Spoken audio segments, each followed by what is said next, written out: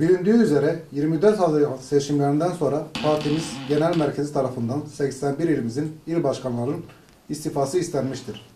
Yapılan istişareler sonucu tüm ilçe başkanlarımız ve gençlik kolları başkanlarımızın ortak aklıyla yerelde karşılığı olan ve partimizi ileri noktalara taşıyacak olan ismi partimiz genel merkezimize ilettik.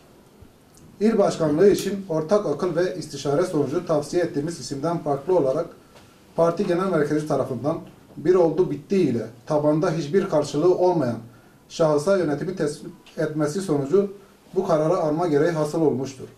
Partimiz genel merkezden yerel halkın iradesine yönelik yerelden vatandaşlarımızın talepleri doğrusunda karar verilmesini beklerken parti genel merkezinin şahsi menfaatler doğrultusunda karar alarak Hasan Tatar'ı il başkanlığına getirmesi büyük bir hayal kırıklığına sebep olmuştur.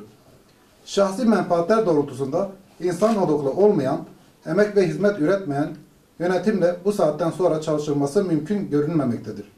Tüm bu sebeplerle Şırnak İl Merkez İlçe Başkanı olarak şahsım İsmail Kabul ve teşkilatı olarak 220 kişi, Cizre İlçe Teşkilatı Başkanımız Sayın Gıyasettin Kayal Teşkilatı olarak 150 kişi, Silopi İlçe Teşkilatı Başkanımız Sayın Rıdvan Uluç ve teşkilatı olan 145 kişi, Uludere İlçe Başkanımız Nizamettin Encü ile teşkilatı 115 kişi, Beytüsevap İlçe Başkanımız Şükrü Gökçe ile teşkilatı olan 110 kişi, son olarak İdil İlçe Başkanımız Mehmet Altin teşkilatıyla beraber 120 kişi, toplamda 6 ilçe başkanı ve 860 üyemiz ile ilimizin tüm ilçe başkanları ve gençlik kolları başkanları olarak bugünden itibaren İYİ Parti Şırnak İl Teşkilatı'ndan istifa ettiğimizi bildiriyoruz.